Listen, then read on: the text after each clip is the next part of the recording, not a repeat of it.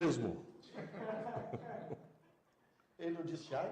Pois é, eu também não ouvi, não. Hein? Bom, boa noite a todo mundo, rapaziada. Enquanto o pessoal vai chegando, nós entramos aqui 2 minutinhos atrasados por dificuldades técnicas, mas nós vamos fazer isso de vez em quando, porque a gente quer, como eu disse sempre, manter viva a nossa discussão aberta. Então, hoje eu convidei, a minha responsabilidade, porque eu vou fazer isso com outras pessoas, convidei aquele que mantém a unidade do nosso partido, que tem negociado nossa posição no Congresso Nacional e que lidera a nossa grande estratégia, que é o presidente Carlos Lupe, todo mundo já conhece, presidente nacional do PDT, foi durante muito tempo braço direito do Brizola, sabe tudo da história do trabalhismo e tem hoje a afinidade absoluta, foi ministro do Trabalho, todo mundo já conhece, estou só chovendo no molhado. O líder da bancada do nosso partido na Câmara, André Figueiredo, que tem batido um bolão, o PDT tem feito um gol atrás do outro, e já tem gente aí, parceiro nosso, mas tem gente, parceiro nosso com muita dor de cotovelo, nós vamos explicar como é essa história toda, e eu resolvi, para homenagear aquilo que é o sentido da minha militância, acima de tudo mais, pelo Brasil, a juventude. Então hoje eu quero começar com 2 talentos maravilhosos que o PDT trouxe para a Câmara Federal. Tabata Amaral, jovem deputada por São Paulo, e Túlio Gadelha, jovem deputado por Pernambuco. Pode apertar.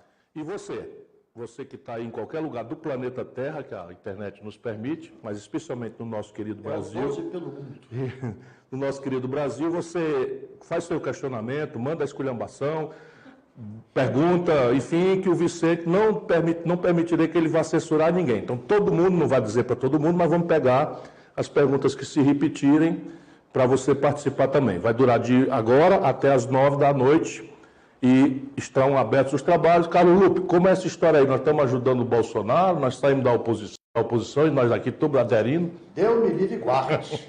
Não dá para a gente ter uma linha de pensamento, uma linha de história, uma linha de comportamento e se juntar com quem destrói justamente essa história toda que nós construímos ao longo de anos. Agora, nós não somos aqueles que não aceitam o resultado das eleições, como você tem falado. Ganhou a eleição, acho que a grande maioria da população foi enganada, é meu sentimento, e acho que com o tempo a população vai tomando conhecimento de quem é esse personagem que está na presidência da República. As suas limitações, a sua incapacidade de formar equipe, um time fraco e que serve principalmente aos interesses que querem massacrar a autonomia e um projeto nacional desenvolvimentista que a gente sempre desenvolveu e defendeu. Então, para mim, eu queria te agradecer a oportunidade de estar contigo e vamos continuar a nossa linha, irmão. A gente é cascudo, a gente é que nem tartaruga. Você sabe que tartaruga é muito dura porque assim, fica protegida pelo casco. O casco é duro. Veja, eu estou provocando, é assunto muito sério, mas a gente não precisa ficar mal-humorado porque o assunto é sério. Nós temos uma longa tradição de parceria no campo da esquerda, no campo popular, no campo nacional, e esse campo está muito estressado hoje. Claro que na realidade prática, na hora que vier um interesse real do trabalhador para o debate, é a nossa posição que vai ser visualizada, não é a nossa conversa.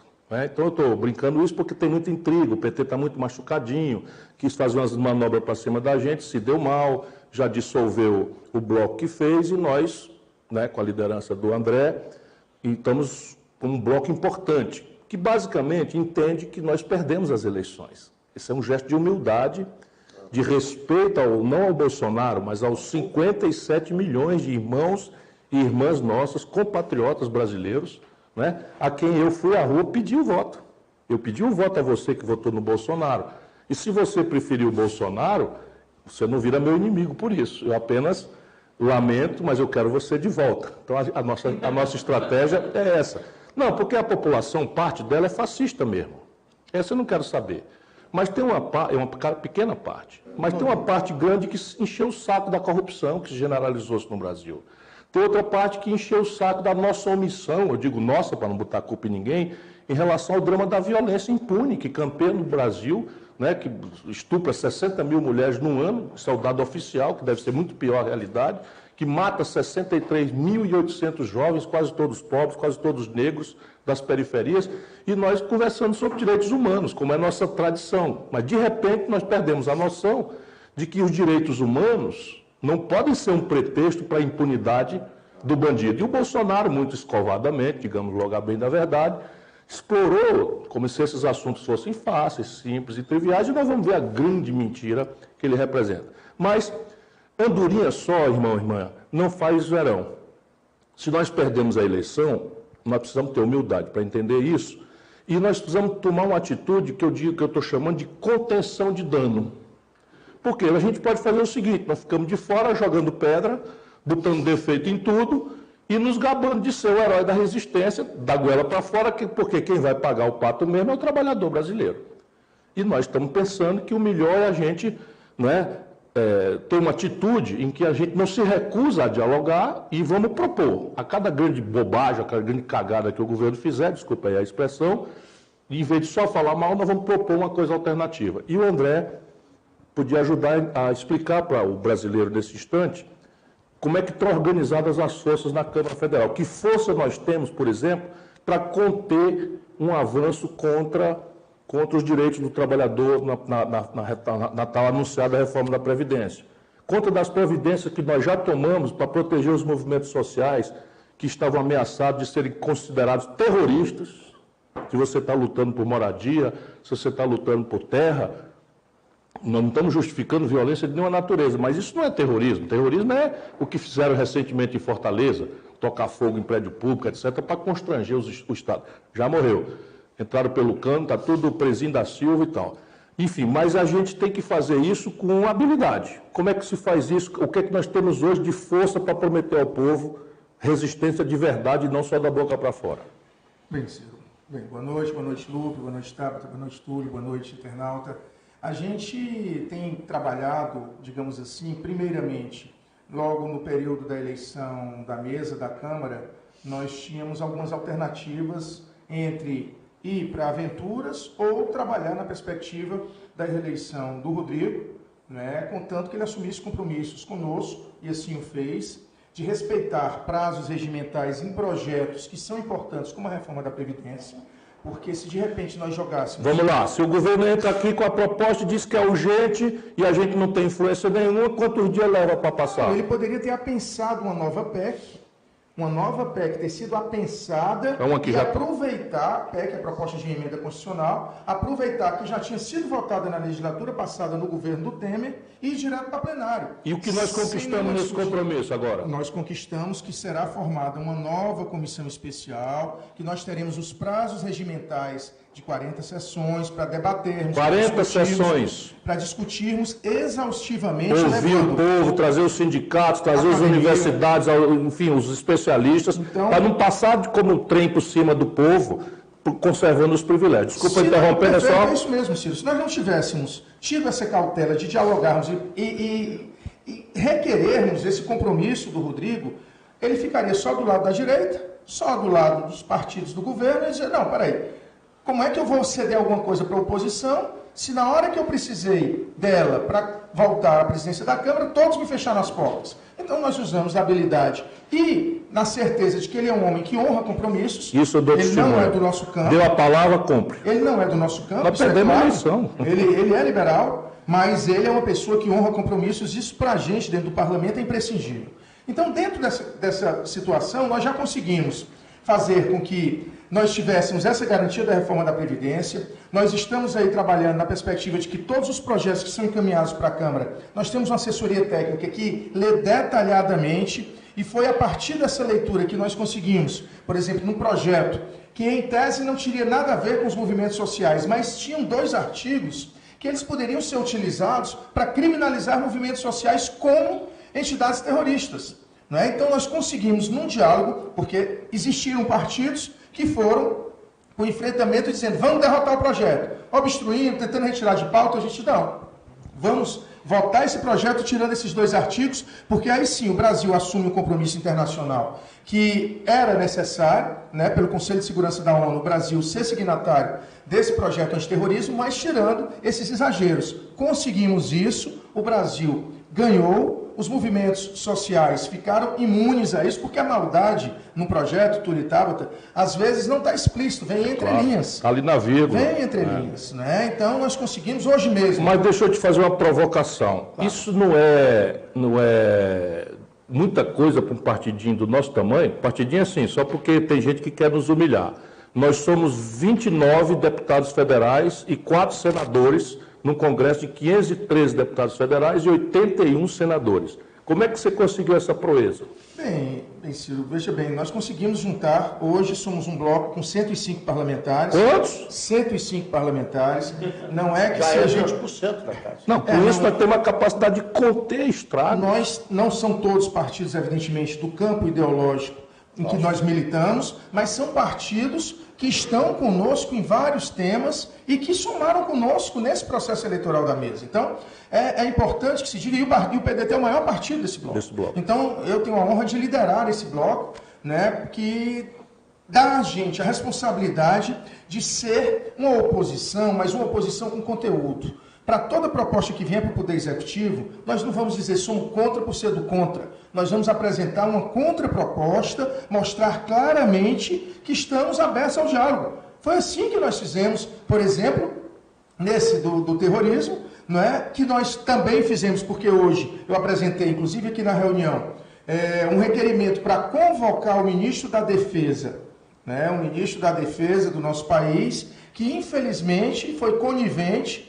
com a indicação, com a designação de um general de brigada do nosso Exército para ser o subcomandante do Comando Sul das Forças Armadas Americanas. Isso é muito grave. Espera um pouquinho. Isso é muito grave. Deixa eu sublinhar. Nunca na história do Brasil, o nosso Exército, nossas Forças Armadas, se subordinaram a nenhuma força estrangeira. Houve uma ocasião em que nós nos coordenamos internacionalmente com uma força americana, mas com comandos distintos na Segunda Guerra Mundial. Os nossos pracinhas se somaram aos norte-americanos na Segunda Guerra Mundial, mas sob o comando do general Mascarenhas de Moraes, marechal do Brasil. É a primeira vez na história, sem consultar ninguém, violando a Constituição, o senhor Jair Bolsonaro nomeou um general brasileiro para ser o subcomandante de uma força estrangeira, no caso norte-americana, que tem uma organização para o Sul. Todo mundo sabe que os americanos são do hemisfério norte. Que história é essa? Até porque, desde 2008, o risco é esse, a 4ª Frota Americana foi reativada e que tem uma atuação no Atlântico Sul, justo na hora do pré-sal. E aí nós temos aí, com essa tensão iminente com a Venezuela, com a China, né, e nós tensão comercial. Aí, o Brasil sempre agiu como mediador, né? O Brasil sempre foi um país que, pelas suas características geográficas e pela sua liderança na América Latina, ele sempre agiu como mediador. Agora não, ele toma lado. E não vou entrar no mérito aqui do lado que ele está tomando, até porque nós também temos o lado, mas é verdadeiramente muito perigoso, de repente, nós vermos a nossa soberania ser desrespeitada, e o que é pior, sabe como nós sabemos disso? Porque o almirante Craig Fowler foi prestar da Marinha Americana, foi prestar um depoimento ao Congresso Americano e disse que tinha um general brasileiro designado como subcomandante das Forças Armadas Americanas. Então, hoje nós fizemos esse requerimento, já protocolamos, um requerimento de informações também, levamos ao Colégio de Líderes para você ver. Foi praticamente unânime dizer, se o ministro não aceitar vir ao Congresso como convidado, a votação da convocação será efetivada, mas aí dentro de uma situação onde nós temos a responsabilidade de não querer colocar lenha na fogueira, nós conseguimos dialogar, o ministro já entrou em contato conosco, e ele deverá estar indo nas próximas semanas dar explicação pessoalmente ao Congresso. É dessa maneira que a gente quer construir o Brasil que a gente precisa ver construído. Não é só jogando lenha na fogueira, não é só querendo o quanto pior melhor. É a gente dialogar, mas mostrando a nossa força. Foi muito legal, para além desses 105 parlamentares, o PSDB pediu a palavra, acompanhamos o requerimento do PDT. O DEM pediu a palavra, outros partidos que não estão nesse bloco pediram a palavra, porque isso é uma questão de respeito ao Congresso Nacional. Veja bem, nós estamos examinando aqui, e já entramos em 2 assuntos gravíssimos, né, que interessam a todo mundo, a soberania nacional em matéria de defesa, veja bem, nossas Forças Armadas, aceitando se subordinar a um comando norte-americano. E falamos de previdência, que vai mexer com os nossos nenéns que estão por nascer e com os nossos pais e avós. E nós temos capacidade, graças a essa tática que nós adotamos, de ter nossa força de 28, 29 deputados e 4 senadores, para já termos influência no Congresso nesse nível de proporção. Alguém quer botar a gente sob suspeição como se fosse isso um gesto de menor agressividade da oposição ao Jair Bolsonaro. Por quê? Porque o Brasil, ao longo dos últimos 20 anos, acostumou-se, PSDB no poder, o PT só queria esculhambar. PT vai ao poder, o PSDB só queria atrapalhar. E nós achamos que quem está pagando caro demais por essa tática suicida é o povo brasileiro. 14 milhões de desempregados, 63 milhões de brasileiros com nome sujo no SPC, 33.800 homicídios em 12 meses, e os números são esses loucos que estão por aí. Tabata, mulher, Congresso e essas coisas, né? Então, você chega nova, jovem, cheio do ideal, eu conheço bem você, e o Brasil vai lhe conhecer cada vez mais, por você mesma, não preciso que eu apresente, a história de vida dessa moça, dessa jovem deputada é absolutamente linda, procure conhecer, vale a pena para aqueles que perderam a confiança na política, a crença, e ela está fazendo aquilo que o jovem deve fazer. Ao invés de ficar budejando, que a gente lá no Ceará chama budejar, ficar reclamando, daqui e tal, bota a mão na massa. Vem para dentro da luta, vai apontar os erros e tal. E a Tabata e o Túlio chegam jovens e vê nós mais velhos assim, jogando um jogo de maldade, de malícias, porque a política não é uma atividade de anjo. A gente não precisa ser desonesto, nem pode ser desonesto. Mas inocente, besta, ingênuo, nesse ramo aqui, não sobrevive, não se cria.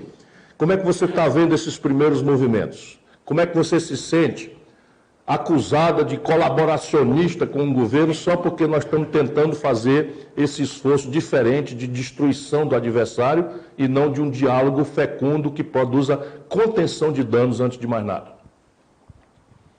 Primeiro, agradecer pelo convite para estar nessa conversa. Os 4 vêm me ensinando muito nos últimos meses, então é uma honra mesmo. E acho que para começar a responder, o que mais me motivou a me candidatar era falar para uma galera que não se via na política, que isso daqui era para a gente também.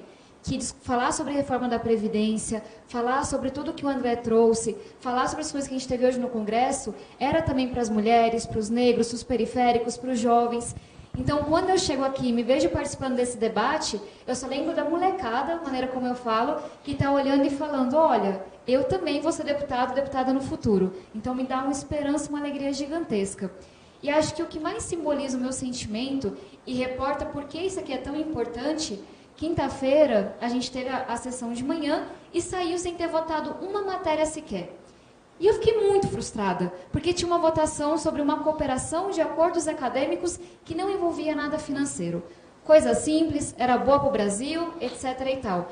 E a gente não conseguiu votar. E quando você via deputados de um lado e de outro subir na tribuna para falar, você percebia que a matéria era assim, falava uma frase só para dizer que falou no final. Ficava na mesma dicotomia, na mesma polarização. Laranja comunismo, né? Exatamente. E eu saí dali pensando, meu Deus, o Brasil não aguenta isso. Dá o microfone só para ele fazer essa parte que é interessante. Não, Laranja ou comunismo, como é? É um debate onde um campo de esquerda ficava... Era comunista e os outros de laranja. Então devolve para a tábua. E eu acho que é isso. Eu precisei viver aquele momento para entender. Essa polarização não serve a ninguém, a não ser os dois extremos. E sair dali pensando, meu Deus, o Brasil não aguenta 4 anos disso, me deixa muito feliz de saber que é muito mais difícil tomar essa posição, que é tomar posição, que é ser propositivo, apresentar projeto, mas o Brasil precisa de um caminho. A gente não aguenta mais paralisação e um atacando laranja e bola, porque teve isso também no Congresso e no outro. Então, dá trabalho, as pessoas não entendem no começo, mas eu fico muito feliz de saber que aqui, nesse contexto, a gente vai falar de Fundeb, a gente vai falar de formação de professores, a gente vai falar de alfabetização. Tudo isso que importa, que não produz fumaça, que não viraliza nas redes, mas que realmente ajuda quem mais precisa. Então, dá mais trabalho, mas eu fico feliz com esse posicionamento e espero que as pessoas cada vez mais saiam dos extremos, porque o Brasil realmente não vai dar conta. Túlio, o PDT é de esquerda, de centro, de direita, do espaço sideral? O que é o PDT para você? PDT, na sua história, sempre foi do campo popular, de esquerda. Me filiei ao partido há 12 anos, Ciro. Tenho 12 anos de militância, o PDT foi meu primeiro militante do partido. O PDT está filiando o adolescente agora? E sempre me identifiquei com as bandeiras do partido, né? Eu acho que, bem, vocês que viveram muito mais do que a gente, né? Conhecem aí a história do partido. Tudo bem, tá bem. Desrespeitoso. Viveram outros momentos, né? Sabe o quanto fomos importantes para chegarmos onde estamos hoje, né? Com os direitos adquiridos e sempre do lado do povo, né? É importante falar isso, Ciro, porque a gente está num momento de discussão de uma reforma de previdência onde a gente precisa analisar ponto a ponto, né? E olhar para o país como um todo. O que é ser de esquerda diante de reforma da Previdência? O que é ser de esquerda? Olha, se eu for falar com um discurso fácil, seria votar contra qualquer reforma. Esse é o discurso fácil. Mas a gente precisa entender que o país hoje está numa situação, numa crise, onde a gente precisa rediscutir o nosso sistema de previdência, o nosso sistema financeiro. E se não fizermos isso, vamos à falência, como em muitos estados já estamos falidos, né? Mas o que eu acho interessante da nossa posição hoje, e André está aqui também, tem nos ensinado bastante, né? A gente está no nosso primeiro mandato, o André é nosso líder hoje na Câmara. A gente está numa posição que eu digo muito confortável no sentido de observar tudo que chega para que a gente possa votar. Observar e analisar artigo a artigo, emenda a emenda, né? Coisa que tanto a extrema esquerda quanto a extrema direita não podem fazer, né? O que vem do governo para essa extrema esquerda, eles são contrários. Vou citar um exemplo. O Sérgio Moro foi à Câmara recentemente para apresentar um projeto de lei, um pacote anticrime, que cá entre nós, se ele quisesse realmente combater o crime, ele teria falado dos sonegadores ali, que não falou. Mas, dentre tantos artigos daquele pacote que ele nos trouxe, tinha coisas interessantes ali. Hoje existem partidos no campo da esquerda que não podem falar, olha, isso aqui é importante, isso aqui é interessante, né? Tudo que chega do governo, eles são oposição. Isso deixa o debate pobre e raso. Eu acho que no momento que o país passa, a gente precisa aprofundar alguns debates para a gente poder progredir. Mas me diga uma coisa, se nós do PDT simplificarmos o assunto, porque a tradição dos últimos 20 anos, e a maioria das pessoas que estão na internet costumam ser mais jovens, nos últimos 20 anos é o seguinte, o cara é do PSDB, eu sou contra. Então, o cara é do PT, eu sou contra. Se a gente fizer isso agora, na sua opinião, o que acontece? A gente ganha essa parada? Olha, a gente tem força? Não ganha, a gente perde, somos minoria. Se somar toda a esquerda hoje, todos aqueles partidos que se entendem como progressistas, vamos perceber que não chegamos nem perto da metade, né? Por isso que o diálogo se torna um instrumento fundamental de transformações e de avanços sociais. Não sei se você tem acompanhado, fui muito criticado também nas redes sociais porque fui dialogar com o Rodrigo Maia.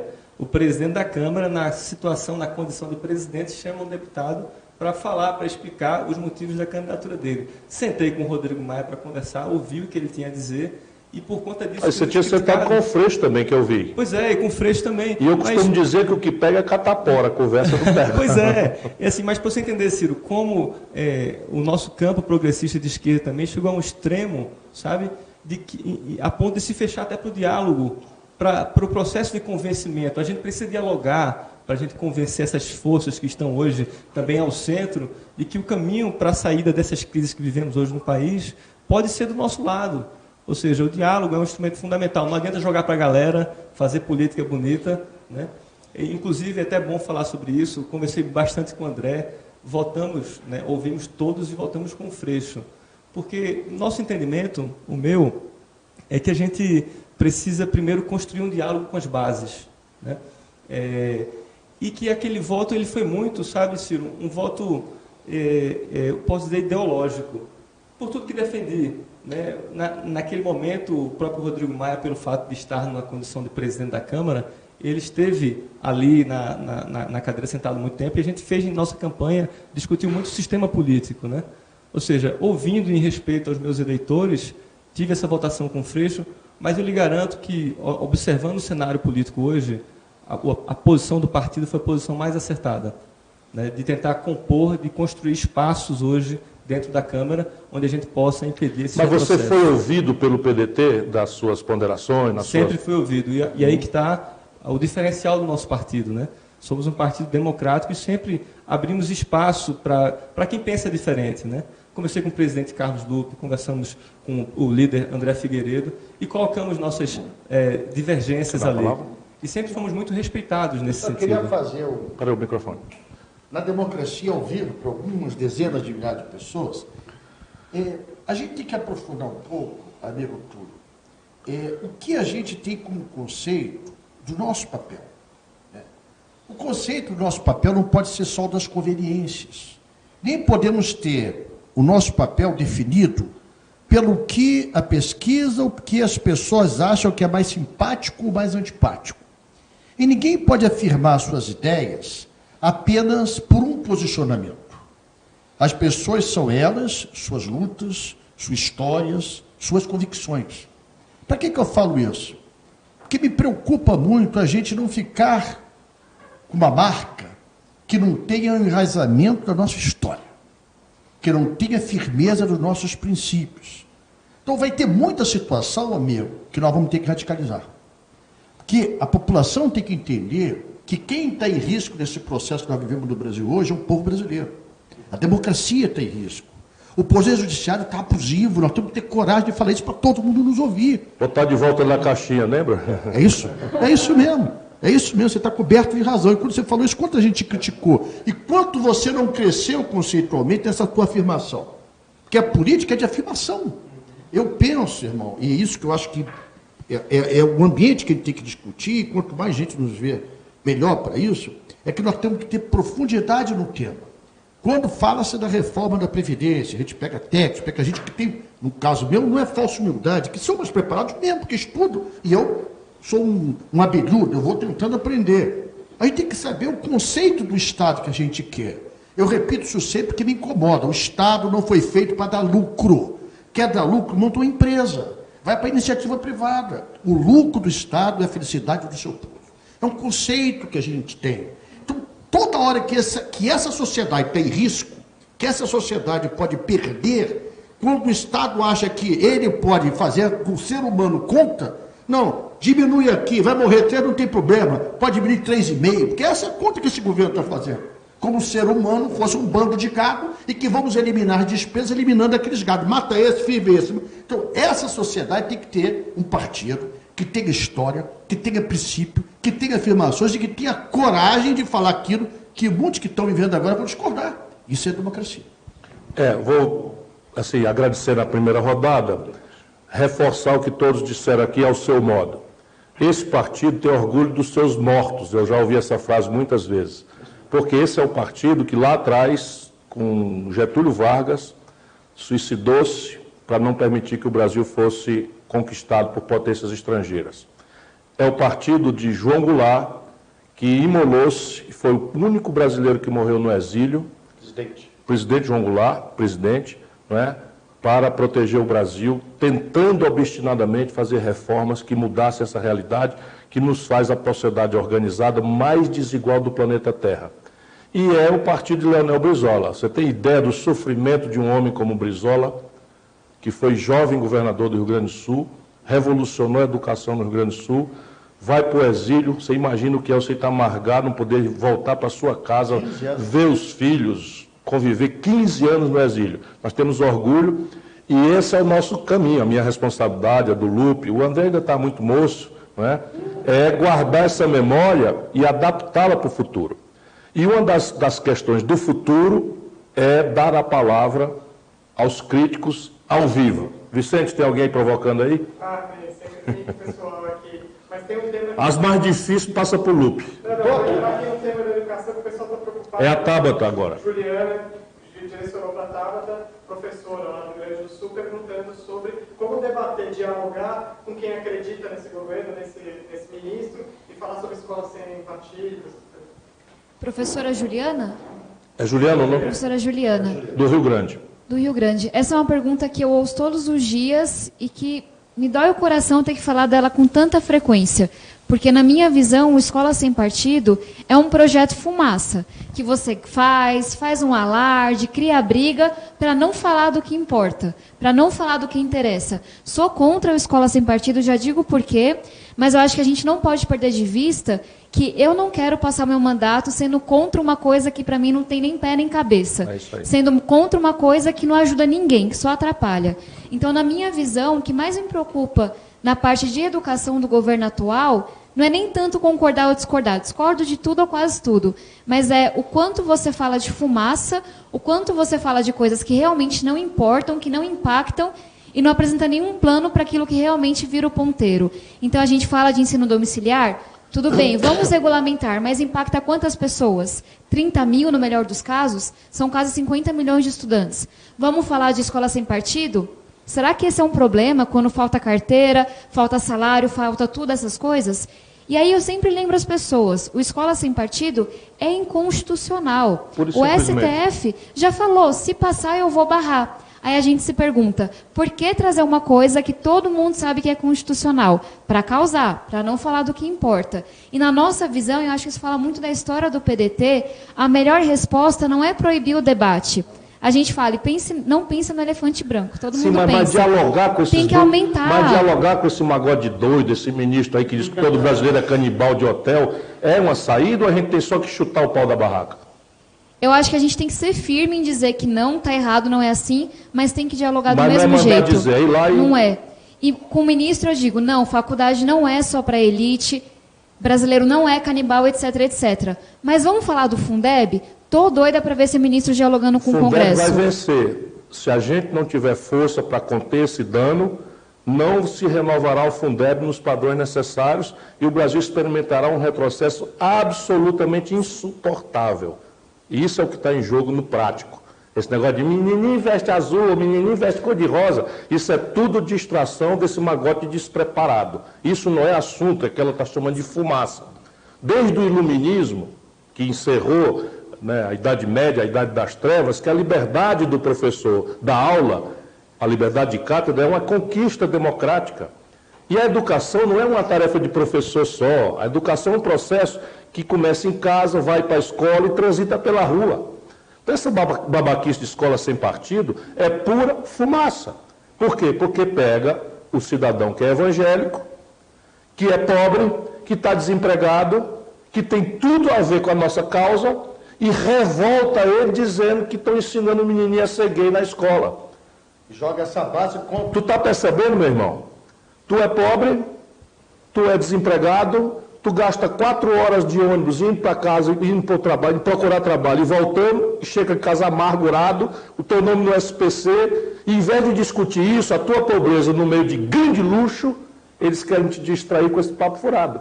Ah, vou ensinar o menininho, filho do pobre, como é? Lamber a chupeta. Como é o nome? Inventaram isso, Melhor cara. nem. Não, peraí um pouquinho. Vamos falar a verdade, isso é o que o nosso povo está ouvindo. Então, isso é o que nós estamos chamando a atenção. Vamos forçar a mão para discutir o que interessa.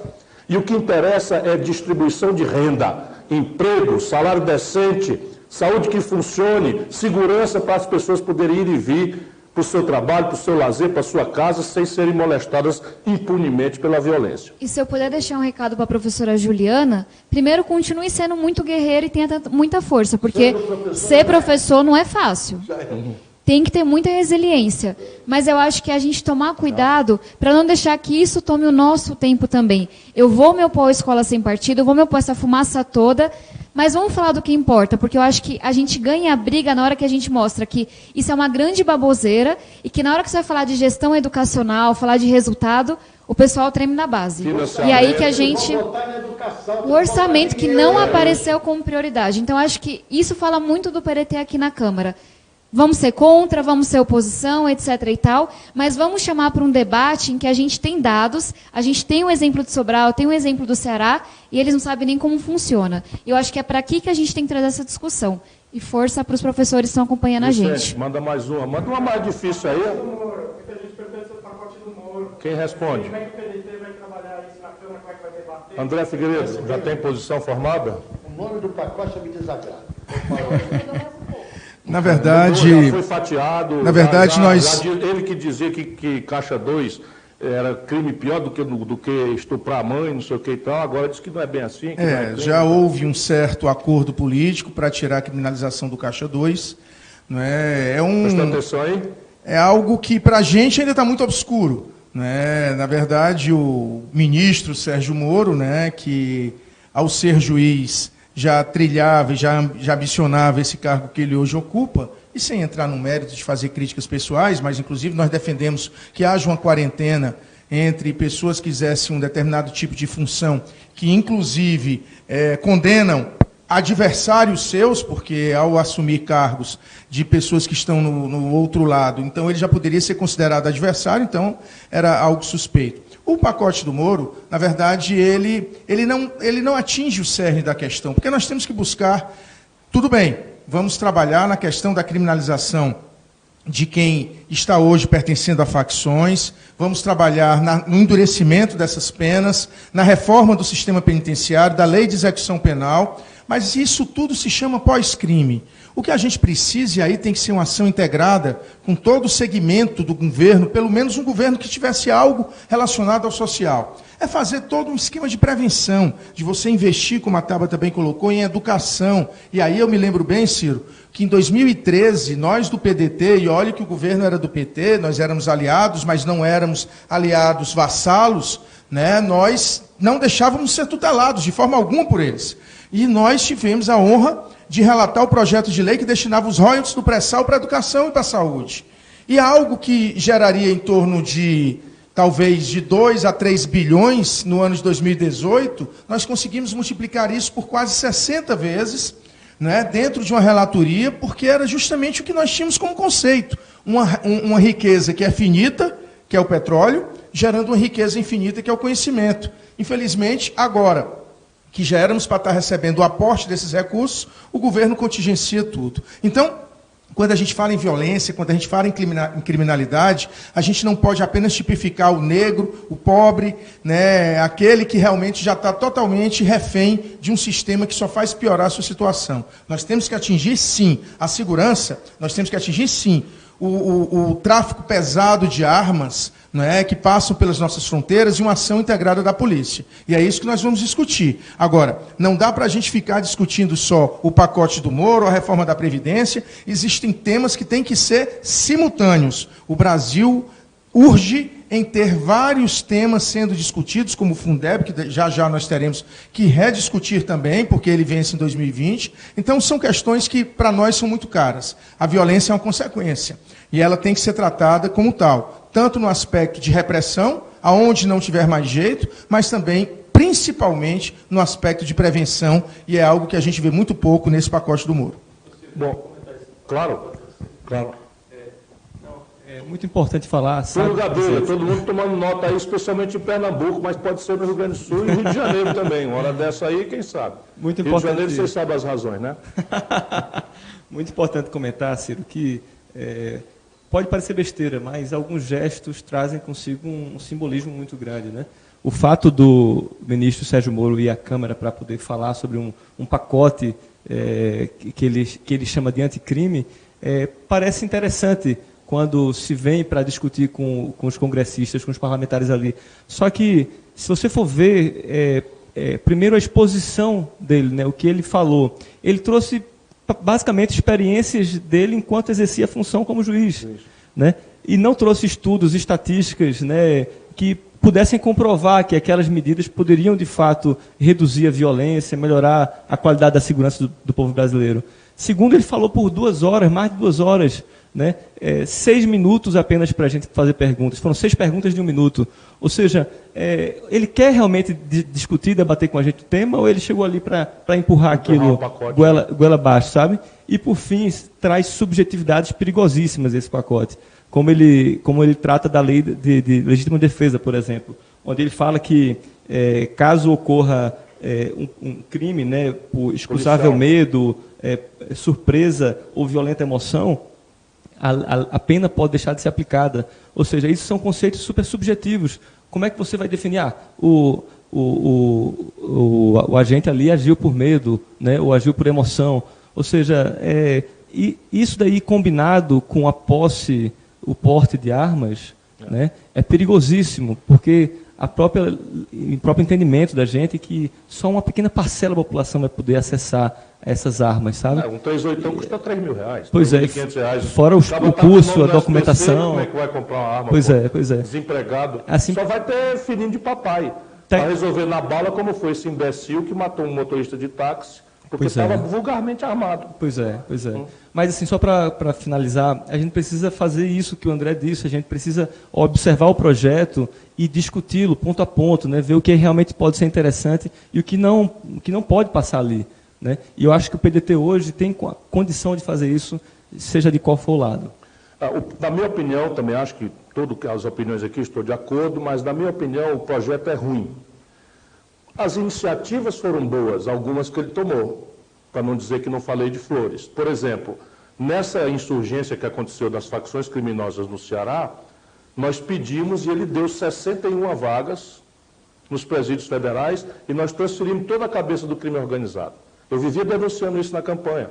Agora, toda a cabeça do PCC também foi transferida. Isso é digno de aplauso. Isso mexe de verdade com a questão. Esse pacote é fumaça.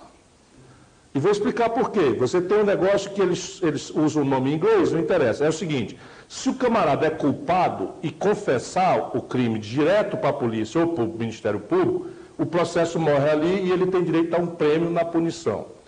Isso daí, num país como o nosso, onde a tortura ainda é uma realidade das pessoas comuns, né? A gente já conseguiu tirar a tortura política, mas assim, o nosso povo, o jovem negro, pobre, da periferia do Brasil, está sendo espancado, sofrendo porrada da polícia todo dia, toda hora. Mas o equívoco básico é que ele pensa que o grande problema do Brasil, do seu ponto de vista de violência, é o encarceramento, em linha com os americanos. Ele parece que é meio americanófilo também. E isso é um equívoco. O Brasil tem hoje 760 mil pessoas presas. Isso é a terceira maior população carcerária em termos absolutos do mundo. E tudo isso piorou dos anos 80 para cá. Quando você vai olhar, quase 2/3 são jovens que se envolveram em pequenos crimes sem violência. Não quer dizer que não são crimes. São crimes. Mas é o aviãozinho que o narcotraficante usa para, inclusive, fazer bucha de canhão para a polícia matar, torturar e fazer de conta que está reprimindo. E o juiz, pumba, condena e bota o menino que chega inocente e besta no presídio, leva na primeira noite um ferro no queixo, ou se filia à facção criminosa, ou vai ser estuprado e morto.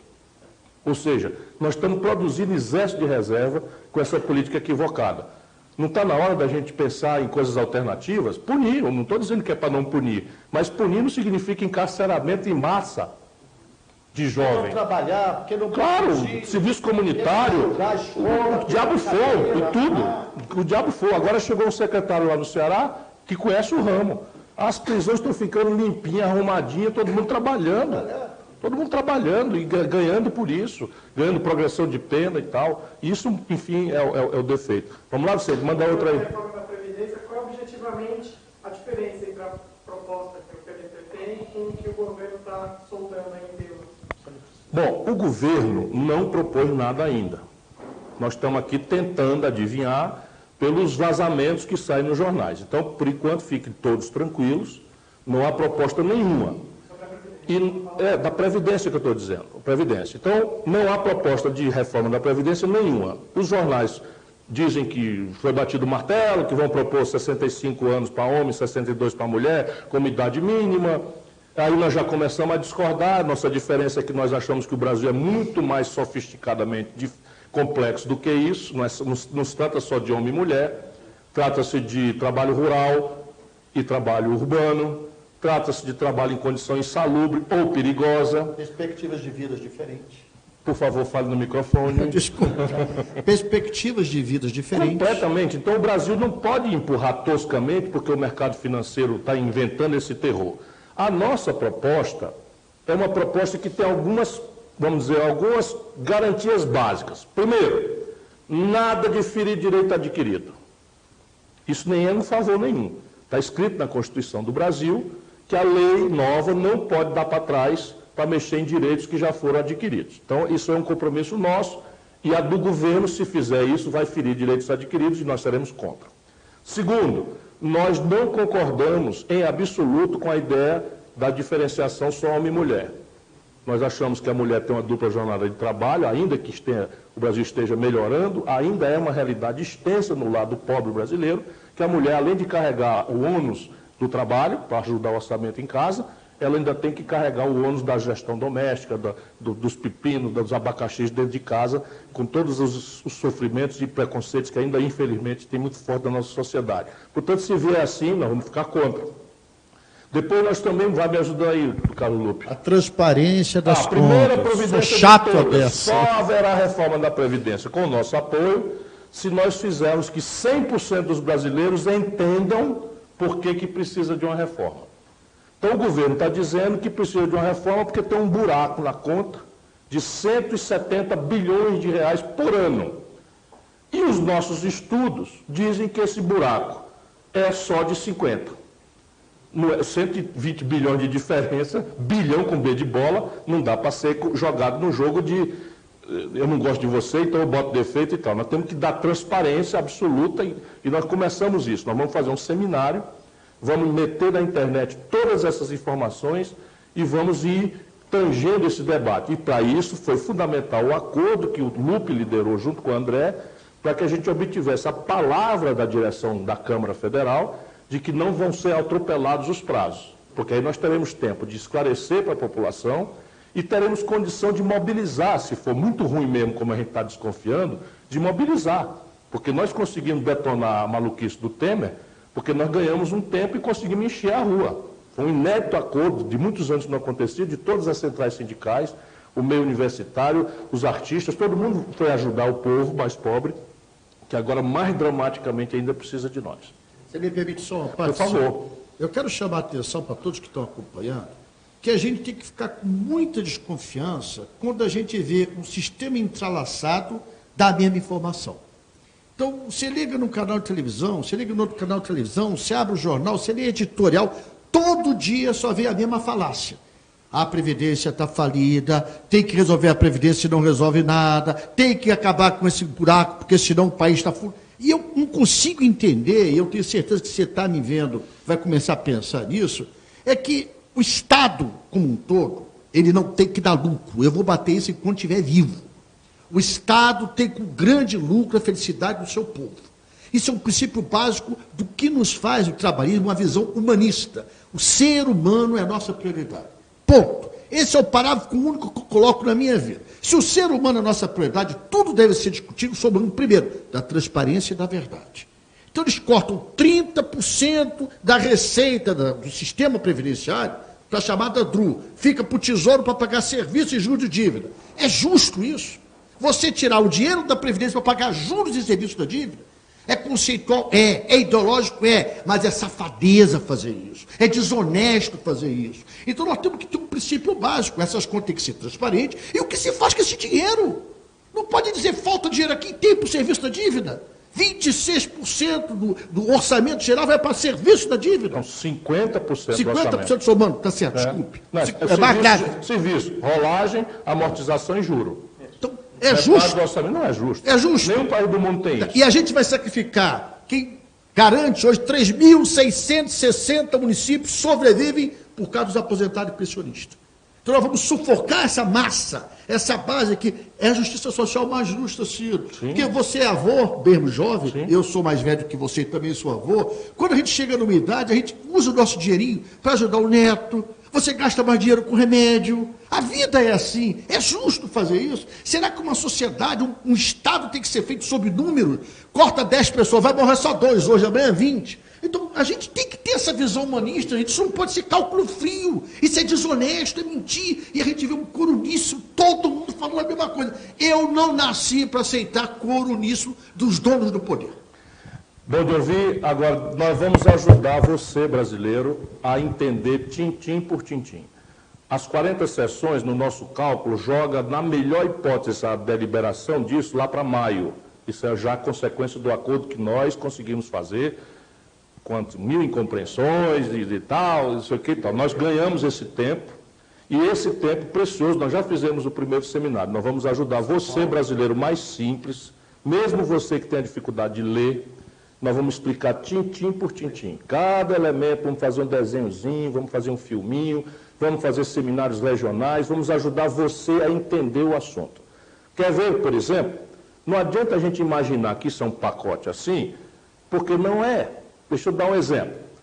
29 milhões de brasileiros aposentados, meus jovens deputados, meu líder. Vocês já sabem disso. 29 milhões do INSS ganham o salário médio de R$ 1.240.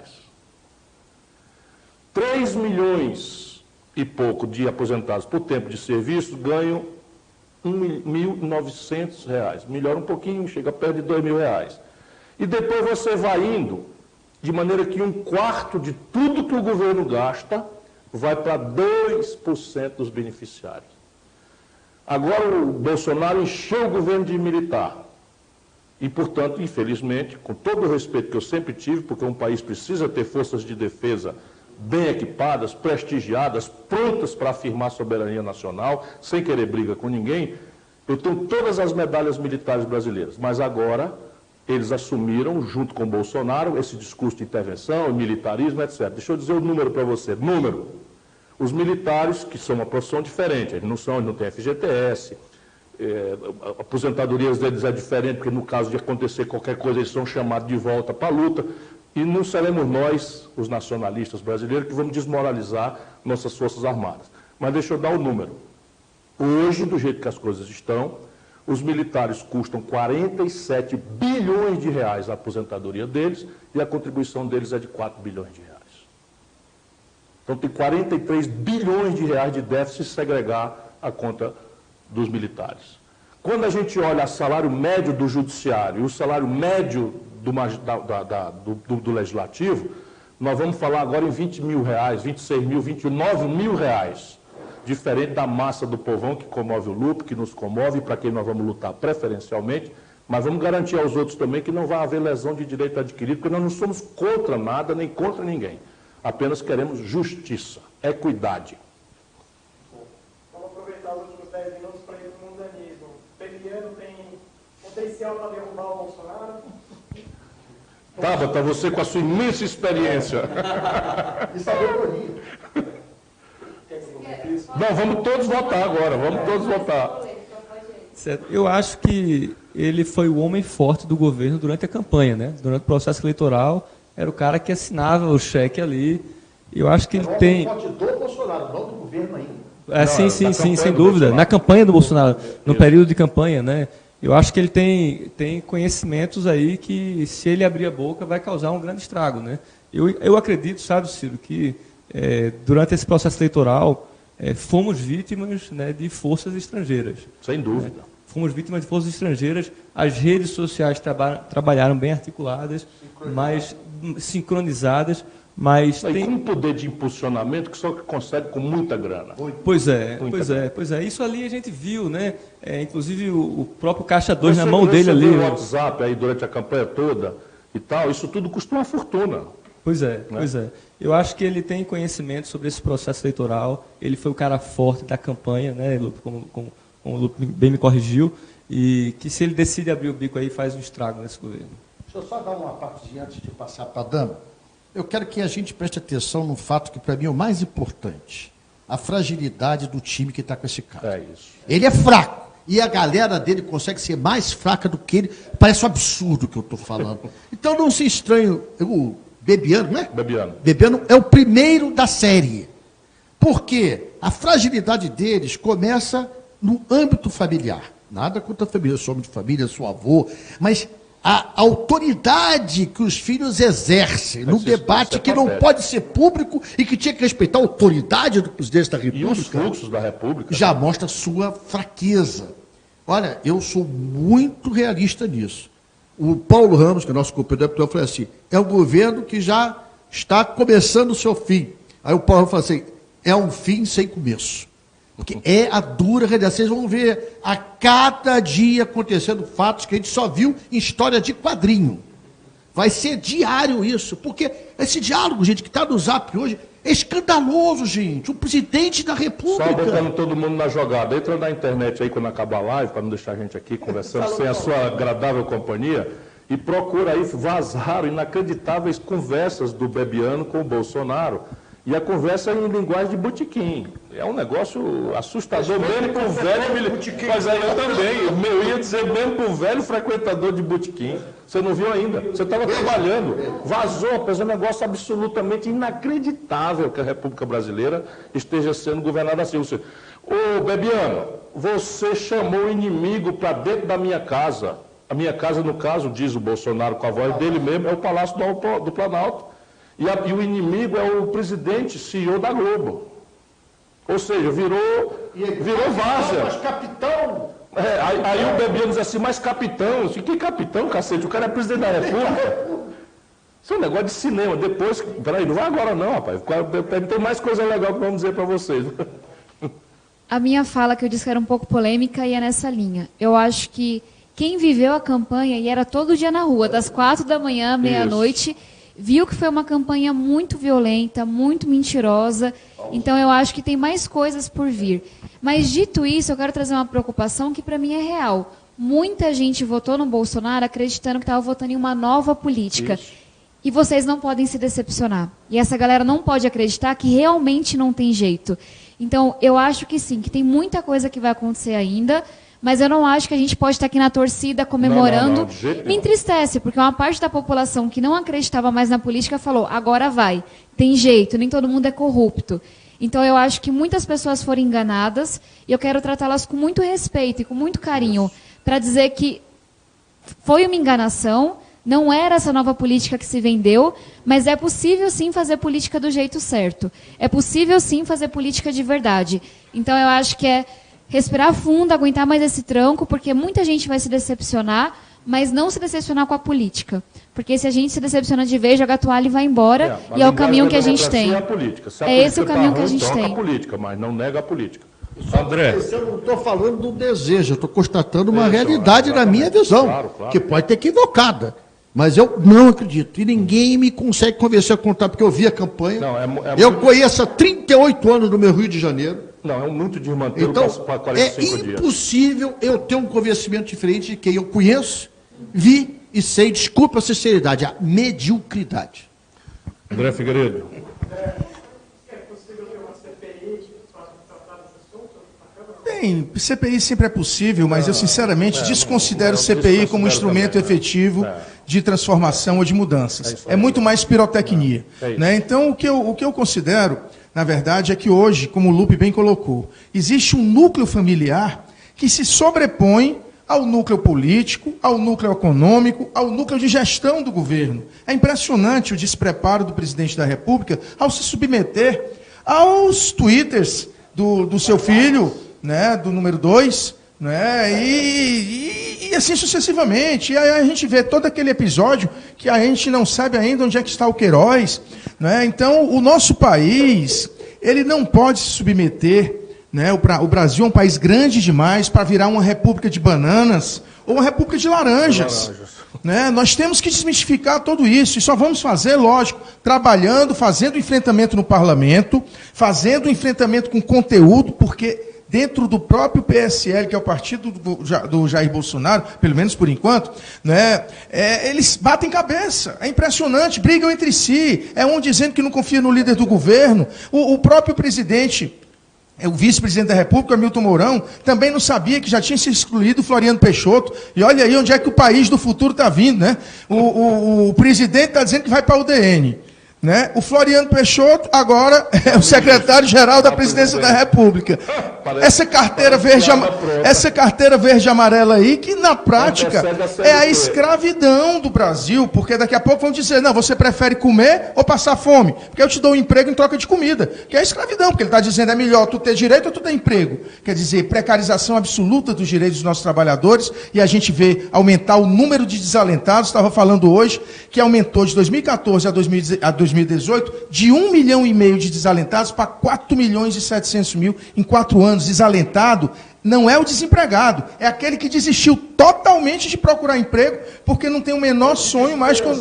O que perdeu totalmente a esperança de conseguir. Então é isso, Ciro, que a gente precisa. Nesses anos que teremos aí pela frente, ou antes disso, nos meses que a gente não sabe como serão os próximos meses, porque em 45 dias já foi o que foi, nós precisamos ter muita serenidade, mas ao mesmo tempo muita coragem para resistir a tudo que vem de ruim por aí. Mas o povo brasileiro é forte e a gente sairá dessa, se Deus quiser, como sempre saímos.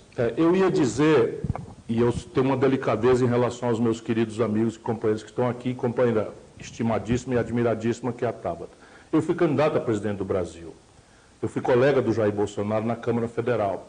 Se você recuperar o que eu andei dizendo, não há muita novidade para mim no que está acontecendo. O que é novidade para mim é a velocidade com que se está esclarecendo o despreparo, é a absoluta e incompreensível presença caricata desses 4 garotos, mandando e desmandando, desrespeitando todas as estruturas republicanos, os fluxos, a economia, as autoridades, enfim, a relação do ministro com o presidente da República. Isso é um sintoma de várzea e de confusão. Isso me angustia muito. E eu tenho me imposto, por ética, por respeito ao eleitor do Bolsonaro. Porque eu não posso ser um democrata que pediu o voto do povo brasileiro e o povo brasileiro, por sua maioria, tendo votado no outro, eu agora vou fazer como certos partidos fazem, ou, vou ter clareza, o PT está fazendo, que vai considerar 68% do eleitorado de São Paulo, isso foi a votação do Bolsonaro no segundo turno, como fascista ou corrupto. Eu não concordo com isso. 70% dos votos do Rio de Janeiro, onde o Lula sempre ganhou as eleições. 78% dos votos do Sul, de Santa Catarina, do Paraná.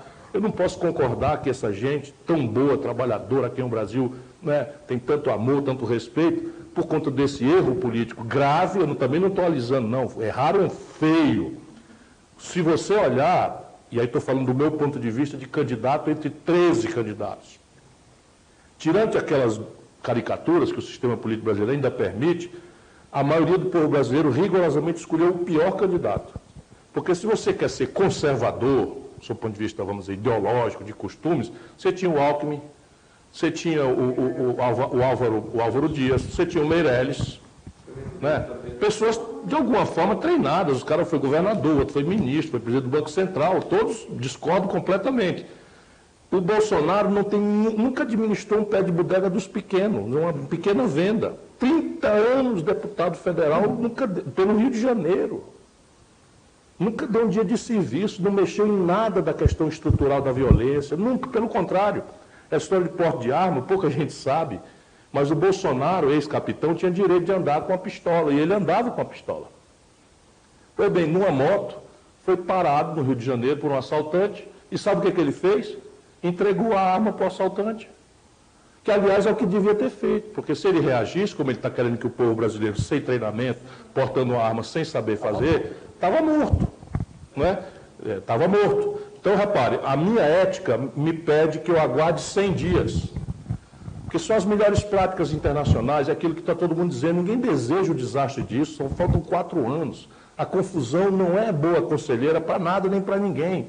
Torcer pelo quanto pior melhor, assim, se fosse nós que pagássemos, até podíamos pensar, mas nós estamos protegidos de um jeito ou de outro. Quem paga é a classe média mais pobre, é o pobre mesmo, é o favelado, é o trabalhador rural, é essa gente machucada, humilhada, que é a maioria do povo brasileiro. Então, repare, os produtores rurais. Quem recuperar da internet, deixa eu só recuperar isso aqui para a gente terminar, mas me emocionou essa pergunta do internauta. Os produtores rurais do Rio Grande do Sul me receberam com muita agressividade. Não os produtores, a Farsul, o dirigente da Farsul. E eu tentava dizer para o maluco que a economia política, não estou falando palavrão nenhum, que a economia política, o jeito de pensar a economia do Paulo Guedes e, portanto, do Bolsonaro, destruiria o agronegócio brasileiro. Por quê? Porque o agronegócio brasileiro não paga imposto por decisão política nossa, secular quase. O agronegócio tem subsídio. O agronegócio tem uma série de políticas antidumping para proibir importação de produtos agrícolas. E eles estão arrebentando tudo. Em 45 dias está lá o produtor de leite do Rio Grande do Sul. São 300 mil famílias. Que agora, a quem aproveita? O leite está barato, que não paga os custos. Não há crise de desabastecimento e algum maluco do governo Bolsonaro revogou a lei antidumping, permitindo que o Brasil importe estoques monstruosos de leite que estão se estruindo, se estragando na Europa, destruindo a economia rural de base familiar do Rio Grande do Sul, enquanto o babaca da Farsul não quer ouvir. Porque o Bolsonaro prometeu ele um fuzil para ele enfrentar o MST nas babaquices do seu Stedley. Isso é o que nós precisamos parar para pensar. Nenhum país do mundo entrega a presidência da República a uma pessoa que não foi testada. Portanto, eu não estou alisando, eu respeito, mas é preciso que a gente, a cada episódio desse, ponha a mão na cabeça. Porque o país não é uma coisa em abstrato, o país é o nosso povo. E quanto mais pobre, mais machucado vai ser. Tá? Agora, essa crise do Bebiano não vai derrubar o Bolsonaro. O Bolsonaro se sentou, a persona política dele, em duas colunas. Moralismo de goela, onde ele vai se sustentar muito tempo, porque ele pega toda uma população que tem uma moral conservadora, que é pobre, desempregada, humilhada no SPC, tem toda afinidade com o nosso discurso, e ele pega, troca na cabeça, orientado pelos americanos, troca na cabeça do cidadão e da cidadã, que ao invés dele pensar em emprego, salário, aposentadoria, que ele vai pensar em kit gay, em doutrinação não sei de quê, que menino tem que usar rosa, coisa. Tudo isso é de propósito, está acontecendo em vários lugares do mundo, e a gente precisa ajudar o nosso povo pobre a entender, meu irmão, o que interessa é ter um emprego, ter o salário, o resto é conversa fiada. Que quanto o menino vai usar quando nascer, me interessa pouco. E a ninguém interessa, muito menos a uma ministra. Né? A mulher que disse que viu Jesus na goiabeira, porra. Onde é que nós chegamos? É muito pedantismo, sabe? É muito pedantismo, é muita arrogância. A pessoa ter coragem de dizer que visualizou nosso Senhor Jesus Cristo pessoalmente. É loucura mesmo. Sabe por quê? Mas ele sabe da fé do nosso povo. Ele sabe que o nosso povo é crente. E a esquerda velha navega nessas coisas. Vamos discutir o aborto. Passa 4 anos, ninguém dá a menor bola para o assunto. Ninguém dá a menor bola. A mulher do rico vai fazer um aborto em clínica clandestina, paga, vai para casa, numa boa. A mulher do pobre, a filha do pobre, se lasca, morre, chega a pandareco no SUS, ninguém diz nada há 4 anos. Chega a véspera da eleição, preste bem atenção. Aí vem o assunto Aí a turma cai de babaca, de patinho, essa certa esquerda, né, identitária, que perdeu a noção da luta, né, e precisa, aí defende uma coisa, pronto, todos os evangélicos, todos os católicos, todos os cristãos se afastam do cara. Tem tudo a ver conosco, com emprego, salário, né, taxa de juros, SPC, tudo que importa e que a política pode mexer, sai de lado. E o cara vai para esses temas ridículos e tal. Portanto, o Bolsonaro baseia-se nisso e isso vai prosperar há muito tempo, dá sustentação a ele, dá argumento. É claro, ele vai, cada vez que houver uma confusão dessa, e o outro é o combate à corrupção. Então, o combate à corrupção, então vem o Sérgio Moro e cria um pacote, e vai não sei o quê, faz uma operação hoje, prenderam o presidente da Confederação Nacional da Indústria, já soltaram. Só firula para distrair o povo, eles sabem o que estão fazendo. Esse esquerdão pode esquecer que agora estão no governo. Sim. Então, no combate à corrupção, eles vão ter que se combater. É claro. Não, espera um pouquinho. O que interessa desse episódio bebiano todo, para mim, é o seguinte. Eu sei, como dado oficial, confesso, que o filho do senhor Jair Bolsonaro, o senador Flávio Bolsonaro, tem um patrimônio incompatível com a renda dele. Só tem uma resposta para isso. Listar voluntariamente tudo que ganhou, tudo que gastou e o que sobrou, o que é que ele fez dessa poupança. Se não fizer isso, o resto é papo furado. Eu já fui acusado na Folha de São Paulo, fiz isso, é simples. Se você não tem o que esconder, mostrei tudo que eu ganhei, tudo que eu gastei, tudo que eu poupei onde eu botei. E a Folha botou lá. Especialistas consultados pela Folha afirmam que o ex-ministro pode ter razão. Nós todos estamos vulneráveis a isso. Não. Eu sei, porque está claro de que ele contratou laranjas para o gabinete dele e parece flagrante que ele obrigava os funcionários a entregar de volta o dinheiro para ele, o que é peculato do ponto de vista dele, apropriação indébita do ponto de vista dele. E eu sei que eles são ligados às milícias. Por quê? Porque a mulher do comandante do escritório do crime no Rio de Janeiro e a mãe trabalhavam no gabinete dele. O resto é papo furado. É isso que eu quero ver esclarecido, para mostrar que o senhor Jair Bolsonaro também não é sério. E o Moro agir contra isso. E o Moro deixar de ser um exibicionista e tomar as providências. Fora disso, e deixa chegar 100 dias, eu vou fazer uma representação. Esperar os 100 dias, eu vou fazer uma representação. Enfim, muito bom, né? Mas aqui tem a Maria Martinelli falando como é que a gente traz a juventude, como é que a gente vai trabalhar na periferia, uma coisa positiva. Tabata Amaral, termina esse negócio lá para cima. Falar de periferia e juventude. Posso contar a tua história breve? Com todos os detalhes? Deixa eu dizer para vocês. Não, não, todos os detalhes eu não vou ser breve, mas alguns detalhes que são relevantes. A Tabata é filha de uma mãe que teve que criá-la sozinha. Essa mãe morava numa ocupação de uma favela. Morava numa ocupação de uma favela de São Paulo. Esta menina, a mãe saía todo dia para trabalhar e ela teve a felicidade de encontrar um pai adotivo que era motorista de ônibus, cobrador do ônibus. Esse pai adotivo, veja como o povo brasileiro pode ser essa lindeza que nós sabemos que é. Ajudou a mãe da Tabata, que saía todo dia cedo para trabalhar como serviços gerais, para a gente dizer assim, doméstica, e essa menina agarrada nos livros, numa casinha de favela de ocupação. Eu já fui almoçar na casa dela, por isso que eu disse que é uma casa linda. 3 andares, uma laje maravilhosa, eu quero voltar lá. E esta menina, digo eu, só como avô e pai, eu conheci em Harvard, a maior universidade do planeta Terra, pelo menos para nós harvardianos, né? Eu sou visit escola lá, pois esta moça tem a formação, pelo mérito dela, na Olimpíada de Matemática, pelo estudo, de sair da favela de São Paulo e virar o orgulho da bancada do PDT. Tabata Amaral, como é que um jovem deve se interessar pela política?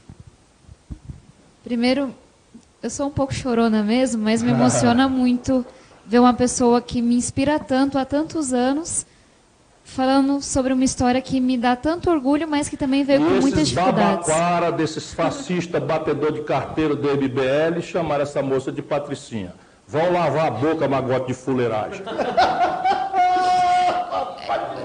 Dado essa... Mas eu acho que... Primeiro, muito obrigada. Acho que parte da razão de eu estar aqui é realmente ter ido a Sobral 2 vezes trabalhar. Sobral é minha cidade, lá no interior do Ceará. 4 horas de Fortaleza. E você vê que uma criança que morava na periferia, que morava no centro, estudante de escola pública como eu fui, podia ter uma educação top, uma educação nível Europa, nível Estados Unidos.